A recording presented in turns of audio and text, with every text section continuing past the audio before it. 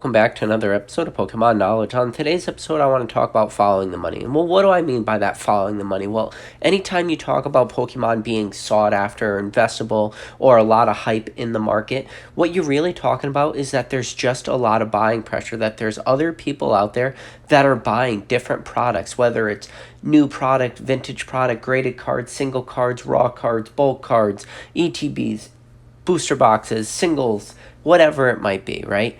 When you talk about following the money, you need to just talk about what are people actually buying in the market. So in today's video, we're going to try to really discuss that topic. There's a lot of different websites out there that compile a ton of information, especially when it comes to individual sold cards. They look at all the recent sales, they put together line graphs, they do all this stuff, but I didn't have to really pull any of that for this video. All I did was I did a super simple search on eBay. I just typed in Pokemon and I looked at recent sold lists. And no, I didn't just look at recent ended listings because, as you know, on eBay, a lot of people just price their cards at very unrealistic dollar amounts and they never sell. So I only wanted to look at the actual sold listings to get like a good baseline of what the current market is buying. And are we still seeing, relatively high prices? Of course, relatively high prices being a very subjective term, you're going to just have to take a leap of faith and take my judgment of whether or not I think the prices a lot of cards sold at were fair or not. But honestly, a lot of what I'm seeing didn't surprise me. And that might come as a little bit of a shock to you to hear that I wasn't surprised at where a lot of the buying pressure is. The first thing was a lot of modern product. And when I talk about modern product, I'm talking about super, super modern. And at the time of recording this video, the most modern product out was Celebration. So I saw a lot of recent sealed Celebrations product, but then I saw a lot of sales for individual raw cards from Celebration. Now, I didn't see any graded cards. It's way too early in the release time for Celebrations to see graded cards for them come back, so we didn't see any of those. Really, the only two cards you could probably grade anyways at the $150 tier, which PSA is currently their lowest one, is maybe the Charizard and possibly like the Umbreon Gold Star, but even those two are relative stretches at that $150 mark. And then the next thing I saw was a lot of vintage WotC cards sell. And I didn't even see like a ton of vintage graded WotC cards sell. Didn't see a lot of that stuff. I saw just a lot of raw type cards. And not only raw cards, I only saw really 3 sets selling. I saw a lot of base set stuff. I saw a lot of jungle. I saw a lot of fossil. The Neos were scattered in there a little bit. I saw almost nothing for e-reader cards, like nothing, which, is it surprising? Not really, but I'm talking all e-reader sets. Then I didn't really see any black and white. I didn't see any diamond and pearl. I didn't see any of the heart gold, soul silver area. I haven't seen any of that stuff really selling recently. Again, I only spent like 30 minutes searching through recent sales, but it's something I want you to think about. Why are we seeing only buying pressure for modern stuff, and why are we only seeing buying pressure for a lot of the more vintage sets? And again, when I talk about like base set, jungle, fossil, you would initially think when I say those sets is people that would want to go really hard into those sets have probably already completed their master sets long ago. And if they haven't completed like their master graded sets, they're probably only looking for like high-end near mint cards. And a lot of the raw cards I was looking at that had recent sales, a lot of them were light play typed cards. So I am very interested at who's actually buying these cards at more of the light play to moderate play, because there's not a ton of upside to a lot of those cards, in my opinion. And why I say I don't see a lot of upside is because there's so many of those type of cards out there. So to be buying them at anything like lower than PSA 9 condition, really you just want gem mint or higher for raw cards. So to see obvious light play cards still selling, it does bring up a lot of questions for me. Who are the people buying this stuff? And then, yeah, modern, I understand it's the hot set. A lot of people want to buy it. But when you see a lot of people buying raw cards, I am very interested at why they're buying those raw cards. Are they buying them just to complete master sets? Or are people buying a lot of those raw cards with the intention of grading them in the future? And when I say in the future, again, I'm talking when prices for grading actually drop a little bit. Yeah, I've talked about it in my last video. The cheapest option for grading right now is CGC at $15 per card at bulk. But if you're going to go CGC, you probably want to go with bulk grades. You're looking at $25 a card, for bulk plus subgrades. That's a lot of money. So there's not a lot of celebration cards really out there that are worth it. But I'm seeing across the line from Zamazenta Vs all the way up to, your Blastoids, your Venusaurs, to your Charizards. Like, that's what I'm seeing, and everything in between. The basic subset 1 through 25, yes, 25 being the secret rare Mew. I'm not really talking about that, just the 1 through 24 subset, we'll call it at that point. Still saw a lot of those cards selling. So that is very interesting because Celebrations is not a hard set to complete this, mainline base set. It's not a hard set at all. You can probably realistically complete the 1 through 24, not including the Mew, in maybe 1, maybe 2 ETBs. Like, it's very easy to do that. So to see those cards still selling at like 99 cents to $1.25 is relatively interesting to me. For the graded cards I saw a lot of like actual pretty high bidding action on everything that sold, because everything that sold was through auctions, and it had, on the low end 7 bids. Some of these things I was seeing 28 plus bids on them. So that means there was a lot of bidding action for a lot of these cards. I don't really know what every single starting price was, but what I was also seeing a lot of the sales were best offers accepted for all the buy it nows. So you had a lot of bid in action for these auctions, and then for the buy it nows was a lot of that best offer.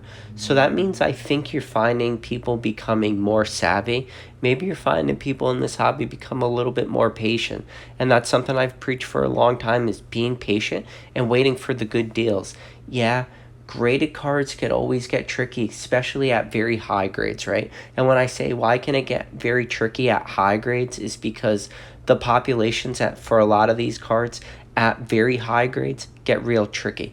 But now when it comes to lower grades, those are dime a dozen. So I can understand that people are maybe sitting back a little bit, and they're starting to look at the market, and they're starting to really sit back and wait for and try to get the best deal. So maybe why a lot of these best offers were accepted was for multiple reasons.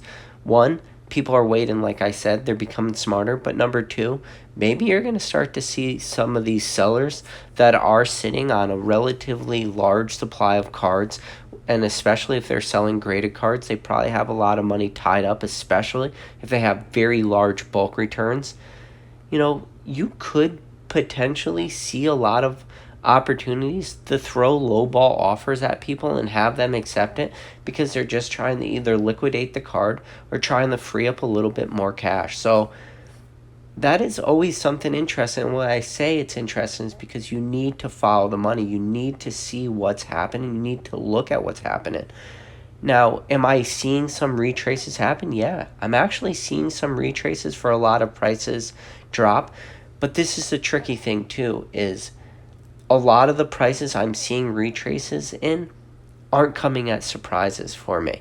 And I think if you guys spend a little bit of time and you start to watch the money, see what people are buying, you will not be surprised either at what cards are actually retracing harder than others. It's a lot of the modern stuff. It's a lot of, the low grade stuff. It's a lot of cards that, a year and a half ago seemed rare, quote unquote, just because the pop reports were low. But the actual amount of those cards sitting in people's collection in near mint copy form was actually way higher than probably a lot of people thought. So those cards don't surprise me. And what is surprising me, though, is some of the raw prices I'm continuing to see cards fetch. And when I say I'm starting to see some high raw prices, is because we're getting to the point, especially right now in the market, that you can make the argument that to sell, say, a card in PSA 7 condition around there to sell that card raw is definitely way better of a route to go than to have that card graded and have it graded 7, because I'm seeing cards that are selling with very obvious wear, very obvious edge issues or corners or things that are very eye appealing, like, centering issues. These cards that I would say probably fall between that PSA 6, PSA 7 range are selling for premiums, guys. So, I want you to take all this stuff into mind, especially if you are looking to start liquidate some of your collection, freeing up cash, or just curious where the money's flowing. You always want to do your best to capitalize on the market, and that could be, an area you might want to start looking. If you do go that selling route, I don't know. I'm just saying, something to think about. If you made it this far in the video, I want to leave you with one last takeaway, and this is probably the most important takeaway of what I'm seeing. For sealed modern stuff, anything, say, Sword and Shield and before Celebrations, because Celebrations I already talked about in this video. So let's just say Celebrations to Evolving Skies, anything sealed, I'm continuing to see very strong prices. I'm not seeing crazy retraces. If anything, I'm starting to see a lot of products really start to tick back up. Even products that hit all-time lows like Battle Styles booster boxes hit that $80 to $85 mark. We're already starting to see those booster boxes tick back up real slowly and hold pretty strong around 95. So anything that is sealed modern is holding very well. Now, a lot of the raw cards in those sets are starting to really tank, and almost a lot of those cards are becoming more or less worthless.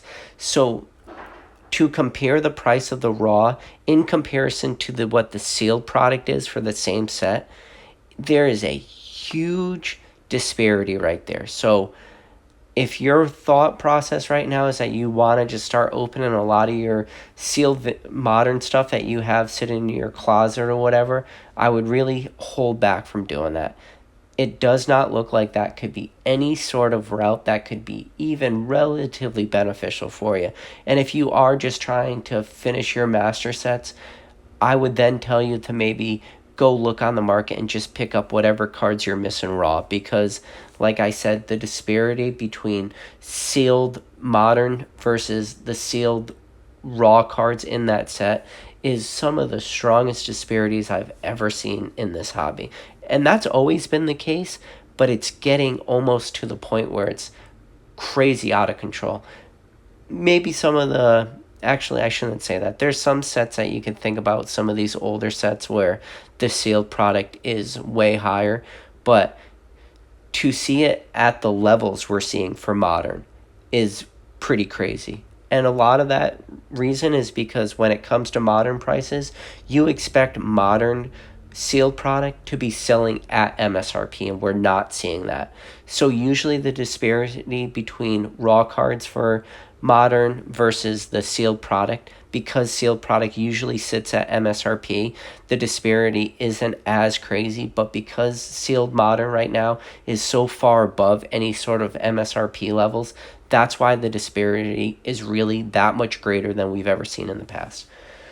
But anyways, guys, this is going to bring me to the end of the video. I just wanted to give you guys something to think about. That thought process of start to follow the money. Start to look at what people are buying. Because if you could start to realize what people are buying, a couple things are going to happen. One, you're going to start to see areas of the market that are extremely undervalued that are going to give you great buying opportunities.